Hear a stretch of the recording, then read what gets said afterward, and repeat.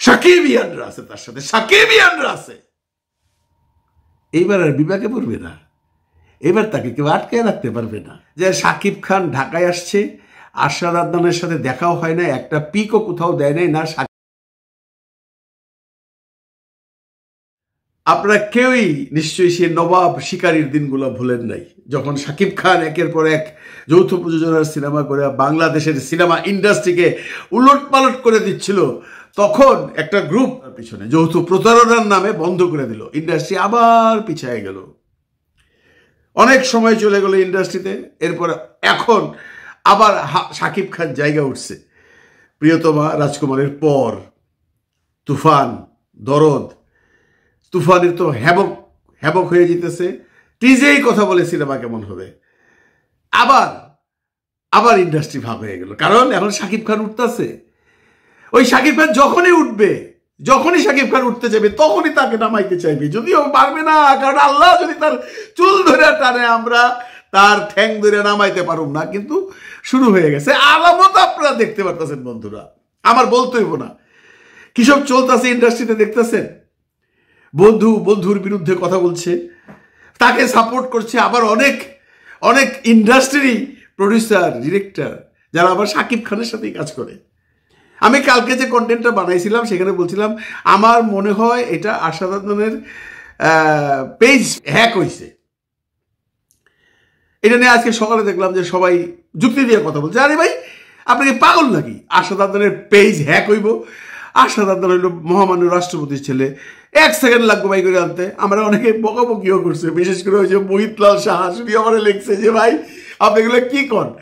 আমি আসলে এরকমই চাইছিলাম, আমি একদম মন থেকে বলি, আমি এরকমই চাইছিলাম যে এখন সাকিব খান একটা সুন্দর মসৃণ রাস্তায় চলছে, তার আশেপাশের বন্ধু বান্ধবগুলো সব ভালো ভালো মানুষ পড়ছে, শিক্ষিত, মার্জিত, ভদ্র এবং স্ট্যাটাসেবল লোক। আগের সব জঞ্জাল সে সরাইয়া দিছে, এখন সাকিব খান আরামসে চলবে। কিন্তু এইখানে যখন দেখলাম আরশাদ আদনান সাহেবের মতো একজন মানুষ সাকিব খানের বিরুদ্ধাচরণ করছে, বিরুদ্ধাচরণ বলবো ইন দ্যাট সেন্স, দেখেন এই স্ট্যাটাসটা হ্যাক তো হয়ই নাই, উনি এখন পর্যন্ত ছড়ায় নাই ওনার পেজ থেকে, তার মানে উনি এটা সরাবেন না। এবং তার পেজ থেকে আপনারা মার্ক করে দেখেন বন্ধুরা, অনন্য মামুন শেয়ার করছে, হিমেল আশরাফ শেয়ার করছে, আরো 2-1 প্রডিউসার শেয়ার করছে। তাদের নাম আমি বলতে চাই না, তাদের নাম নিতে চাই না, তাদের নাম নিলে আবার অন্যরকম কন্ট্রোভার্সি শুরু হয়। আমি যে কয়জনের নাম বললাম এরা সব সাকিবের ঘনিষ্ঠ, আর যে লোকগুলা একসময় সাকিবের ঘনিষ্ঠ ছিল এখন সাকিবের শত্রু, তারা তো আছেই। তো একটা গ্রুপ হয়ে গেল না বলেন? যে অনন্য মামুনের সিনেমা এখনো শেষ হয় নাই, যে অনন্য মামুনের সিনেমার এখনো ডাবিং বাকি আছে, সেই অনন্য মামুন কি করে শেয়ার করে বুঝান আমারে, কোন অ্যাঙ্গেলে শেয়ার করে? সে কি সাকিব খানের সাথে ডাইরেক্ট শত্রুতা করলো না? এই যে একটা গ্রুপ দাঁড়ায় গেছে এখন দেখেন, আদনান সাহেব, তার পিছনে সাকিবের কিছু অতীত বন্ধু বান্ধব, তার সাথে অনন্য মামুন, তার সাথে হিমেল আশরাফ, সেই সাকিব খানের এত কাছের লোক, বড় ভাই, আপনিও আজকে সাকিব খানকে ছেড়ে দিলেন। অনন্য মামুন, আপনার সিনেমা শেষ হয় নাই, তোমার সিনেমা এখনো বাকি আছে, তুমিও সাকিব খানকে ছেড়ে দিলা। আরশাদ আদনান সাহেব ছাইড়া দেওয়া, তারা বাঘে বাঘে লড়াই করতে পারে। ভাই তুমি অনন্য মামুন, তুমি হিমেল আশরাফ, তোমাদের কি ভ্যালু আছে? আজকে ছবি নাই, তোমাদের কেউ চিনবে না। আরশাদ আদনান সাহেব আমাদের মহামান্য রাষ্ট্রপতির ছেলে, পয়সাওয়ালা মানুষ, সাকিবকে দিয়ে না পারে আরেকজনকে দিয়ে সিনেমা বানাবে। তোমাদের কি সেই ক্ষমতা আছে সাকিবকে ছাড়া সিনেমা বানায় একটা সিনেমা হিট করাইতে? নাই। সেই তোমরাই সাকিবকে ছেড়ে দিলা। এখন পুরা ইন্ডাস্ট্রি ভাগাভাগি হয়ে গেল বন্ধুরা। সেই নবাব আর শিকারীর আমল চলে আসছে। বিশ্বাস করেন, আমি একদম এই আলামত দেখতেছি। পুরা ইন্ডাস্ট্রি এখন সাকিবের বিরুদ্ধাচরণ করবে। কারণ কি?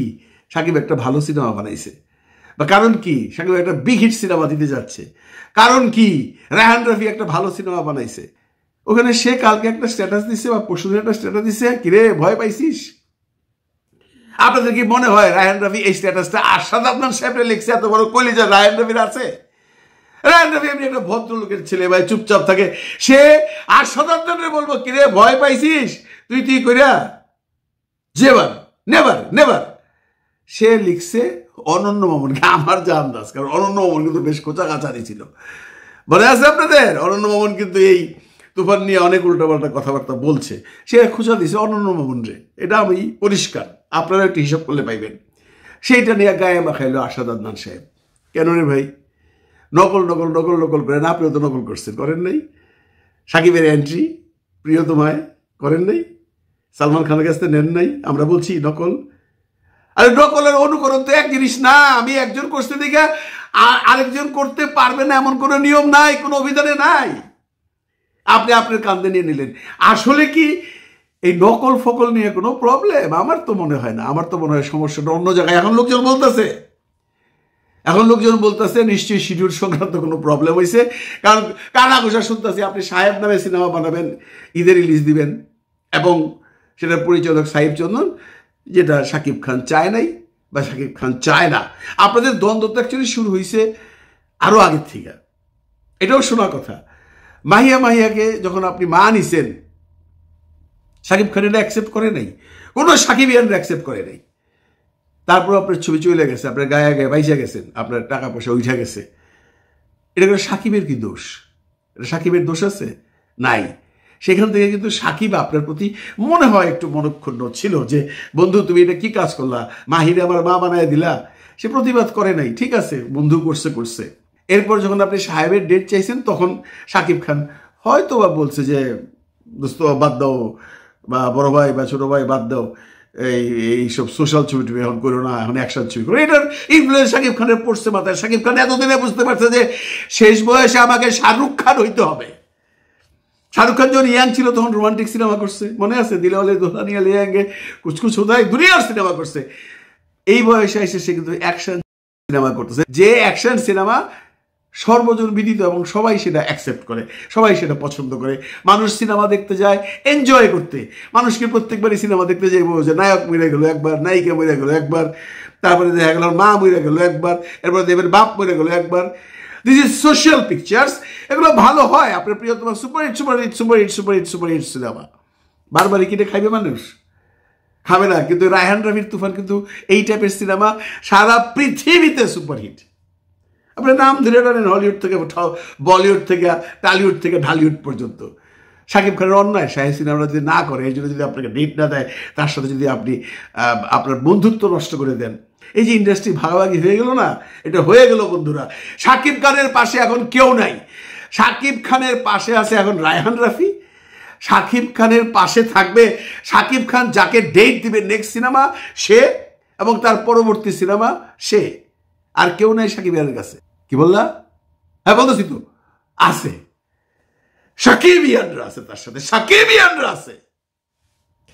সাকিব, তোমার সাথে কেউ না থাকলেও তোমার সাকিবিয়ানরা আছে।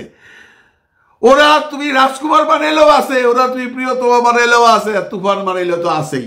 তোমার যারে পছন্দ, যারে তোমার ভালো লাগে, তুমি তার সাথে কাজ করো। পুরো ইন্ডাস্ট্রি আলাদা হয়ে গেছে এখন। আবার এখন তোমার পাশে সাকিবিয়ান ছাড়া কেউ নাই, বিশ্বাস করো। আমি এই আলামত দেখতে পেতেছি ভাই, সামনে সেই দিন দেখতেছি, আবার সেই দিন আসবে। কিন্তু এইবার আর এমন কিছু কেউ সাকিবের করতে পারবে না, কারণ এখন সিনেমা এফডিসিতে হয় না, করবে আলাদা কাজ করবে, আর ওর সাথে থাকবে সাকিবিয়ান।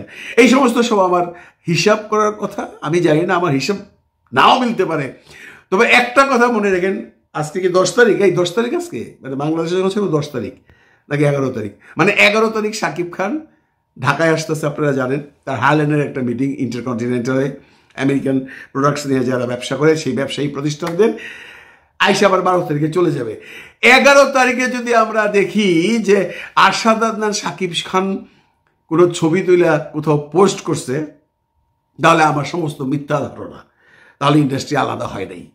আর 11 তারিখে যদি আমি দেখি বা আপনারা যদি দেখেন যে সাকিব খান ঢাকায় আসছে, আরশাদ আদনানের সাথে দেখাও হয় না, একটা পিকও কোথাও দেয় নাই, না সাকিবের পেজে না আরশাদ আদনানের পেজে, তাহলে লেখা রাখেন ইন্ডাস্ট্রি 2 ভাগ হয়ে গেছে। সেই 2 ভাগের 1 ভাগ হইল বাংলাদেশ চলচ্চিত্রের বাঘা কিছু প্রডিউসার, আমি আর বাকিদের নাম বলতে চাই না, যারা প্রথম থেকে সাকিবকে পছন্দ করে না। তাদের সাথে আমাদের আরশাদ সাহেব, পরিচালক হিমেল আশরাফ, অনন্য মামুন, আরও কয়েকজন প্রডিউসার আছে, সেটা সময়ই বলে দিবে। আর কেউ নাই। আর সাকিবের কাছে আছে রায়হান রাফি, যদি মালিক আফসারির সিনেমা করে মালিক আফসারি, বা এরকম আরো যদি যাদের সিনেমা করবে তারা, সে মাত্র 4টা সিনেমা করবে বছরে। টোটাল হিসাব হয়ে গেল, ছবির মতো ছবি হবে। 4টা যদি শাকিব খান দেয় সিনেমা, তাহলে ইন্ডাস্ট্রি এমনি বাঁচবে। বাকিটা আপনারা করবেন না, আপনারা তো বিরাট বড় বড় প্রডিউসার আছেন এখানে, অনেক বড় বড় প্রডিউসার আছেন, আপনারা করবেন বাকিগুলো। তবে এটা আমি চাই না ভাই। শাকিব কিন্তু সেই যে নবাব শিকারীর আমল থেকে শুরু করে বেশ কিছুদিন বেশ ঝামেলায় ছিল, যদিও তখনকার প্রেক্ষাপট আলাদা ছিল। তখন তো আর এই 4-5 কোটি টাকার সিনেমা হইতো না, তখন বেশ বিপাকে পড়ছিল। এইবার আর বিপাকে পড়বে না, এবার তাকে কেউ আটকে রাখতে পারবে না। কারণ সাকিবের মহাশক্তি হলো সাকিবের সাকিবিয়ান, আর সাকিব যে পরিচালক চুজ করবে তার উপরে। এইবার আর সাকিব যেরতন লোকের সিনেমা করবে না, এবং যেরতন সিনেমার প্রডিউসারের সিনেমা করবে না। সে 4-5টাই করবে, সে করুক, তার সাকিবিয়ানদের নিয়ে সে করতে থাকুক, আপনারা আপনাদের মতো করতে থাকেন। কিন্তু আমি বারবারই বলতেছি, সেটা চাই না, সেটা বুঝে যাবো আমরা 11 তারিখে আরশাদ আদনানের সাথে সাকিবের কোনো পোস্ট আছে কিনা সেটা দেখার পর। এই পর্যন্ত একটু উপেক্ষা করতে হবে। তো সাকিবের কাছ থেকে সবাই চলে গেল, শুধু রয়ে গেল সাকিবিয়ানরা। সাকিবিয়ানরা তাদের মরার আগ পর্যন্ত থাকবে, এটা আমার বিশ্বাস। কারণ ওরা সাকিব, তোমাকে ওরা ভীষণ ভীষণ ভীষণ ভালোবাসে, তোমার জন্য জান দিতেও প্রস্তুত। তুমি কোনো ঘাবড়াবা না, তুমি তোমার হিসাবে কাজ করে যাও, তুমি দুর্বার গতিতে এগিয়ে যাও, ভালো ভালো সিনেমা করো, অ্যাকশন সিনেমা করো, যেগুলো সাকিবিয়ানরা চায় করতে থাকো। তোমার পাশে মনে করবা লাখ লক্ষ সাকিবিয়ান তোমার 2 সাইডে আছে। ওই যে বডিগার্ড দিয়া বাউন্সারটা নিয়ে যায় না নায়ক নায়িকারে, তোমার বাউন্সার লাগবে না, তোমার এই আশেপাশে সাকিবিয়ানরাই তোমার বাউন্সার। ভালো থাকবেন সবাই, ভালো লাগবেন সবাইকে। খোদা হাফিজ।